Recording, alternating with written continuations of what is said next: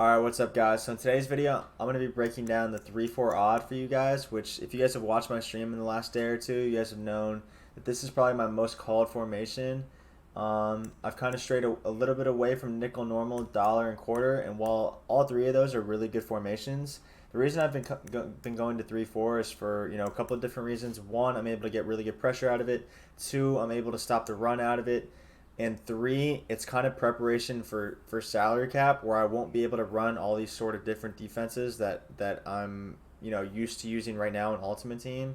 You obviously don't have that luxury in salary cap, so I'm kind of looking ahead to that and preparing for that by using a formation like 3-4 odd where I can stop the run and the pass. It's a pretty versatile defense. So I'll go over the blitz for you guys. I know it's a really popular blitz. I'm sure a lot of you guys have already seen it before on YouTube and whatnot. This is not my blitz. This is a blitz that's been out there and used by a ton of people. It's probably the meta right now. However, my adjustments behind it, I believe, kind of separate me from everybody else who runs it, right? I have a fairly, not a fairly good idea, I have a really good idea of what I'm doing with the coverage behind it, and that's because I ran 5-2 last year. They're pretty similar, this 3-4 odd blitz and the 5-2 from last year. So I know how to adjust behind it.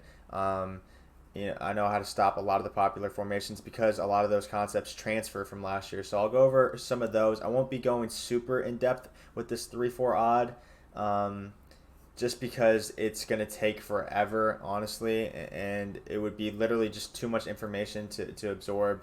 I would rather do simple setups and simple adjustments for you guys so that you guys can just digest that information easily and be able to immediately pick it up and use it in your games. So that's the reason for that. We're going to keep it nice and simple, and we're going to keep it precise and to the point as well. So first, we're just going to show you the blitz. I'll go over a couple different adjustments, first different formations, and then in my next video, I'll go over run defense. So we're going to come out in 3-4 odd. These are my audibles. I like to do the cover 4 drop, and then I like to do the pinch dog. So my only three plays that I really call out of this are going to be the cover 4, the pinch bucko, and the pinch dog 2 press. As far as personnel goes, you just want your fastest guys on the edge because these are the guys that are going to be coming in. So we'll put Van Der Esch and Jalen there, and then we'll put Sean Lee in the middle. This might change if your opponent's more run heavy. If we're playing more run defense, then I'll probably put the two faster linebackers in the middle because those are the guys that I'm going to be using. For now, we'll just put these two medium speed guys here in the middle, Sean Lee and Justin. So, and then D-line doesn't matter too much. It's nice to have a good nose tackle up the middle that can plug the run. Guys on the edge don't really matter as much. Just, a little bit of speed. That way they can get some random A gaps or B gaps from time to time, which is nice. On the sides, you want your two best corners, your two fastest corners, really. It's nice if they have high press in Ultimate Team. I would say it's almost mandatory to have high press if you're going to be running the splits like this. And then up top, we just want two really fast guys. They don't have to be that high overall. We'll go Woozy because he's actually pretty decent. And we'll go Westry because I believe he's like 93 or 94 speed. So he's really quick. The two guys up top are going to be the guys that you're using. You can use either one depending on what formation they're running, if the formation's flipped or not. So we just like our two fastest guys up top. They don't have to be, highly skilled, but they should be pretty good users. So I'm going to go ahead and hop into this pinch buck-o, and we'll just come out in, I'll show you guys bunch, and I'll show you guys trips tight end, and then I'll show you guys a general setup for pretty much every other formation. So let's come out in trips tight end, and let's come out in PA shot post. This is really popular against this. I'm going to respot the ball just so we have a bit more space. So if you guys know, wheel routes are pretty good against man-to-man. So a lot of people who run trips tight end will run this PA shot post. And what I'm going to do against, I forgot, I don't have my second controller plugged in, so the CPU is just going to go ahead and snap it right away. But what we're going to do against trips tight end is we're not going to baseline. We're going to go ahead and press. Then we're going to shift our D-line. We're going to spread it. Then we're going to pinch our linebackers. Blitz all linebackers down on the right stick. Then we're going to contain by pressing LB and RB, and then we're going to pass commit. So this is what the play art looks like right here. So we basically have man-to-man. And what we want to do, if you guys notice, that they're lined up a little bit to the inside. So what you want to do is you want to press Y and then right on the right stick. And then if you notice, they step out more to be more aligned, and then we'll go ahead and shade over top just because we don't want to get burned. Your opponent's going underneath more often than not, running corners and stuff like that. Then you can shade underneath, but we obviously don't want to get B here, so I'll just shade over top, and that's going to help with the bombs over top. Now what I'll do is I'll drag a Woozy up here just to the line so he'll actually press as opposed to being 5 yards back. He'll just get easily burned. We want everybody to be pressed here. The press is really good in this game, so that's what we'll do against that. And then basically what we're doing with Westry is we're going to hover in this gap. Either one doesn't really matter too much. I like to hover in this gap just because it's pretty easily from here to guard both the running back and the tight end. If they were to run level sail, right, I would shoot out here, pretend to guard the running back, and then quickly come back up and lurk the corner out.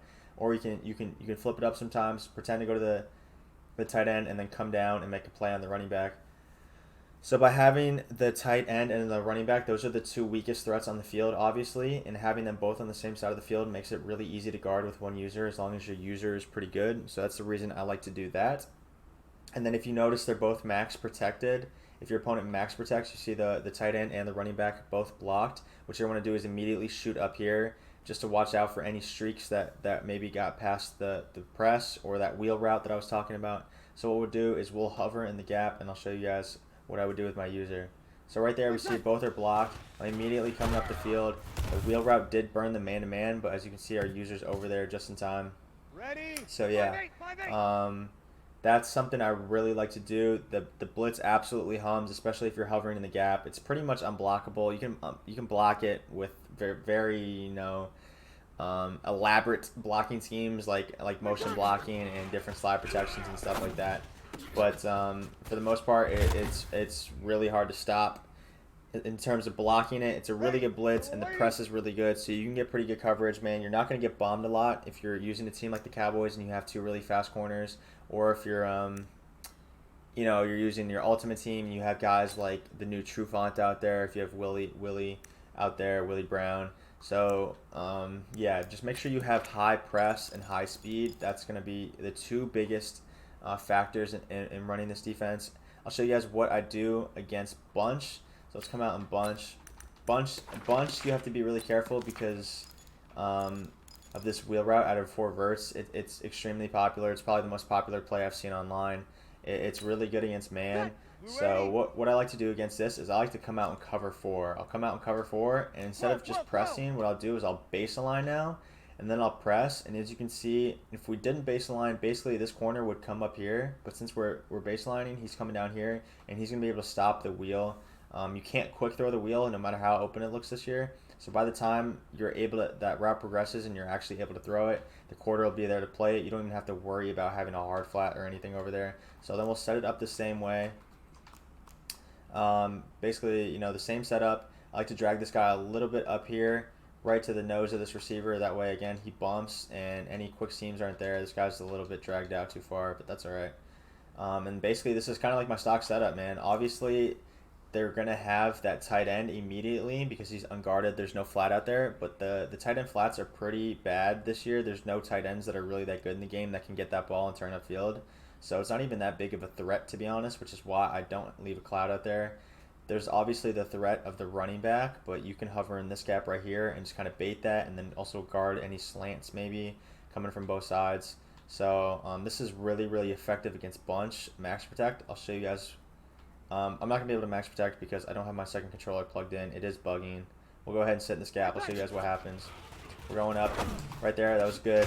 A pretty good dot by the computer, but as you can see, we're able to click on, hit stick, and get an interception. So basically, this blitz right here is really effective against tight formations like bunch. You're going to be able to click on and make a lot of plays. Right here, we'll run man-to-man. You can run man-to-man variations too. You can switch between base aligning and not base aligning. It's up to you. As you can see right there, the man-to-man was bagged, and by base aligning the man against the wheel, the man actually bagged the wheel that time, and it did not get burned. I'll show you guys that one more time. So notice the wheel here. When I base aligned, pressed the wheel. So if they ran a streak right, he would get burned. But if you think your opponent's going to run a wheel, you can do this.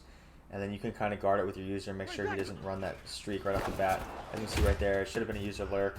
but it's completely bagged. So this is really, really effective against bunch, man. It absolutely screams at it, and it's also very, very good coverage. I will run pinch mostly.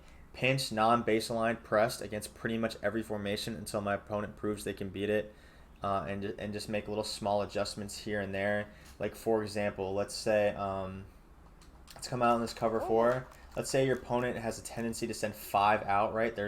They're putting their tight end on like a slant or a little hitch, and then they're also putting their running back on a wheel, which is something that's really popular. What you can do is if they're sending everybody out, you can like put that guy in a hard flat right here, right? And then you'll still get pretty good pressure, right? Immediate pressure actually, because they're sending people out, which leaves less people to be blocked, obviously giving you the ability to generate a ton of pressure with sending less people. So that's one really cool thing about the 3-4 odd is you can actually go ahead and mix up your coverages a bunch. So like right here, for example, I could just bluff blitz. I could literally be like, oh, I'm going to pretend to blitz here and then play all out coverage. So if they snap the ball, everything's completely covered, and you know they're not expecting it. They only sent 3 routes out, right? Most likely, because most people's first tendency is to go ahead and block everybody versus a blitz like this. And if you simply just mix it up every other play, not every other play necessarily, but every 5 plays, every 6 plays, and whatnot, you can really catch your opponent off guard and put them in a situation that they don't want to be in. You're the one dictating the tempo of the game, the pace of the game, the style of the game at that point. And just by doing that, you're giving yourself a huge advantage on a game where it's kind of hard to get stops, man. Just because offense is really easy this year with how good the running is, with how good the passing is, how bad the zones are. So by doing that, you're putting yourself at a huge advantage.